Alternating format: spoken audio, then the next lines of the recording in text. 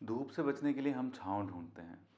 रास्कोल्निकोव ने भी चाही, जो उसे दिखी भी, मगर दूर से जो छाँव नजर आती थी वो काली अंधेरी और डरावनी रात निकली।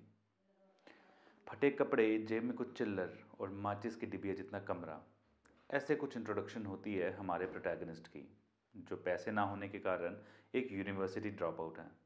कहानी बहुत ही साधारण सी है, लेकिन इसे इंटरेस्टिंग बनाते हैं अपने ज़माने के लिटरेचर के फाइनेस्ट साइकोलॉजिस्ट रहे फेदोर दोस्तोयेव्स्की। उनका खुद का जीवन कुछ ऐसा रहा कि अगर एक दो किताब उनके जीवन पर छप जाए तो आज भी बेस्ट सेलर हो जाए। बचपन गरीबी में बीता, छोटी सी उम्र में माता पिता दोनों का देहांत हो गया।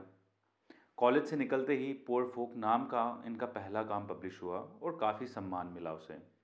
सक्सेस का स्वाद अभी चखा नहीं था कि इनको क्रांतिकारी विचारधारा के एक ग्रुप का हिस्सा बताते हुए जेल हुई और मौत की सज़ा सुनाई गई। फायरिंग स्क्वाड के सामने खड़े हैं, गोली चलने वाली है, कितने में एक सैनिक दौड़ा हुआ आता है ये बताने के लिए कि इनकी सज़ा कम कर दी गई है। अब इन्हें भेजा जाता है 4 साल के लिए साइबेरिया हार्ड लेबर के लिए। साइबेरिया भेजने की इनकी सज़ा कितनी कम हुई या बढ़ी ये तो दोस्तोयेव्स्की खुद ही बता सकते हैं, लेकिन ये साइबेरिया से वापस आए और वो भी जिंदा, और अपने साथ लाए क्राइम एंड पनिशमेंट और ब्रदर कारामाजोव जैसी कहानियाँ।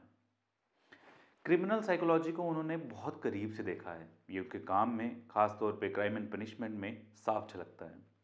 अब दोस्तोयेव्स्की की लाइफ की जैसी ही ट्रेजेडी चल रही है हमारे प्रोटैगनिस्ट रास्कोल्निकोव की ज़िंदगी में।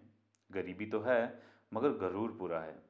उसके ऊपर उनकी एक थ्योरी है, एक्स्ट्राऑर्डिनरी मैन थ्योरी, कि दुनिया में दो तरह के लोग होते हैं, सुपीरियर और इन्फीरियर।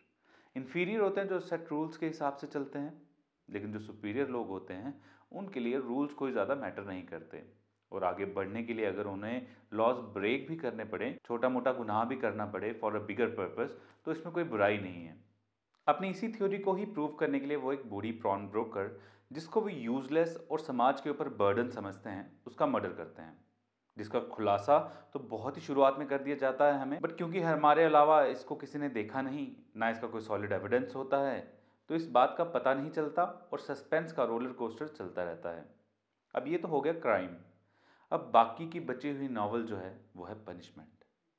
पहली पनिशमेंट जो उसको मेंटल टॉर्चर से गुजरना पड़ता है आफ्टर अटेम्प्टिंग सच अ ग्रूसम एक्ट, और वो ख्याल कि अगर उसकी माँ और बहन जो कि उससे बेइंतहा प्यार करती हैं, उन्हें पता चल जाता है इस मर्डर के बारे में, तो उन पे क्या बीतेगी।